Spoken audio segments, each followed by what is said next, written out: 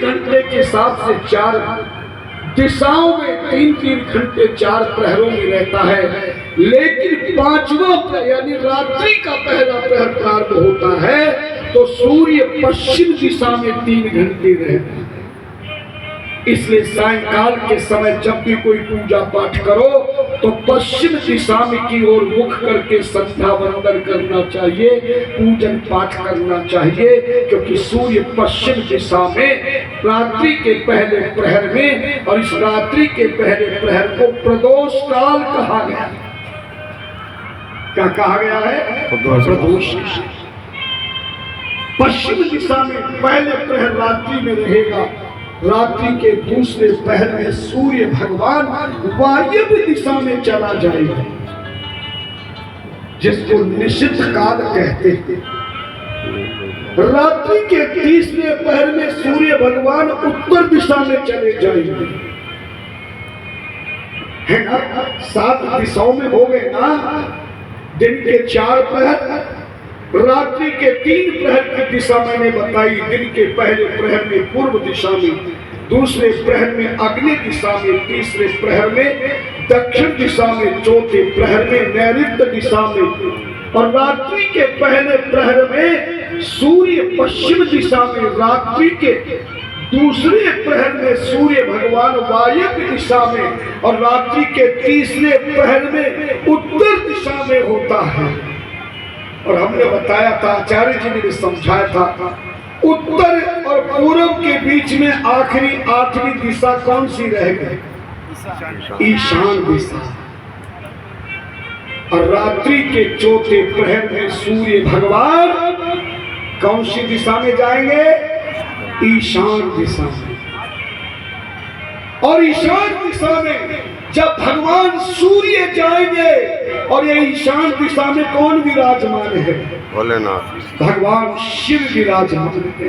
तो भगवान शंकर उन 3 घंटों तक खड़े होकर के अमृत का कलश लेकर के सूर्य भगवान को, मैंने बताया था सूर्य को जल देते समय जल वाले लोटे को हिलाते रहना चाहिए, सूर्य को कभी धारा बना करके जल नहीं देना चाहिए, और शिवलिंग को अखंड जल धारा में जल चढ़ाना चाहिए।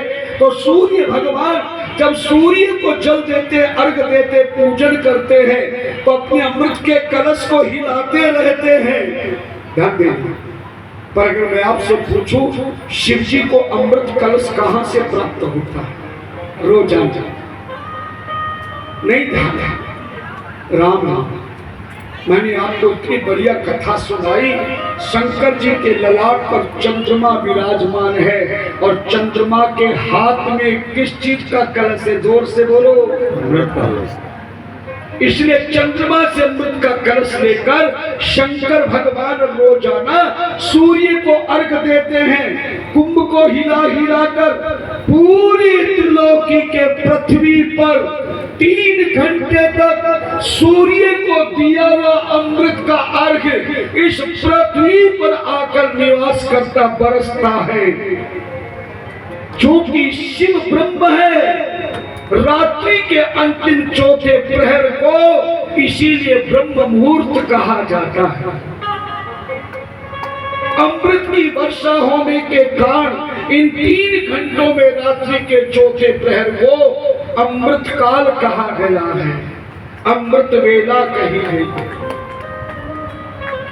जो सूर्य उदय होने से पहले रात्रि के चौथे प्रहर के 3 घंटे में उठ करके स्नान करता है, योगा करता है, प्राणायाम करता है, सूर्य को अर्घ देकर गायत्री मंत्र का जप करता है, उसे करोड़ों जन्मों के पापों से मुक्ति और शिव की भक्ति अपने आप प्राप्त हो जाती है। ताली भी ऐसे बजाती हो जैसे कोई टैक्स लग रहा है।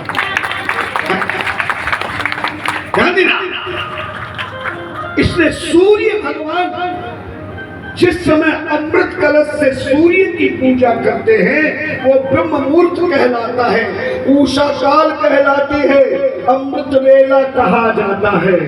और वो 3 घंटे का समय शरीर को स्वस्थ बुद्धि मन को मस्त और जीवन को चुस्त बनाने वाला समय होता है। इसलिए देखना उस ब्रह्म मुहूर्त में मनुष्य तो नहीं उठता है, क्योंकि मनुष्य को तो सबसे बढ़िया नींद उस ब्रह्म मुहूर्त में ही आती है। रात्रि भर जगता रहेगा और सुबह ब्रह्म मुहूर्त में ज्यादा नींद आएगी। लेकिन देखना पशु पक्षी जीव जंतु पेड़ पौधे सूर्य के उदय होने के 3 घंटे पहले ही जाग जाते हैं। जिन्होंने गौ पालन कर रखा उनको पूछना, सुबह 4-5 बजे गौ माता दूध दे देती है, पक्षियों की आवाज आने लग जाती है, पेड़ पौधे भी हिलने लग जाते हैं। मनुष्य के अलावा सारे सृष्टि में समस्त जीव जंतु 3 घंटों में रोजाना अपने शरीर का पूरा आनंद लेते हैं। इसलिए देखना पशु पक्षी कभी ना बीमार होते हैं, ना बेकार होते हैं, ना लाचार होते हैं। इस तरह से सूर्य भगवान सबसे बड़े देवता हैं और दूसरे देवता हैं भगवान शिव, तीसरी देवी है माँ भगवती और चौथे देवता है भगवान गणेश और 5वां देवता है विष्णु। ये 5 देवता सनातन धर्म के प्रमुख क्यों कहलाए, एक और महत्वपूर्ण जानकारी तुम्हें दे देता हूँ। तुम्हें न पढ़ने को मिलेगा न सुनने को मिलेगा, चाहे तुम कितनी कथा सुन लेना, राम कथा भागवत शिव पुराण खूब आप सुन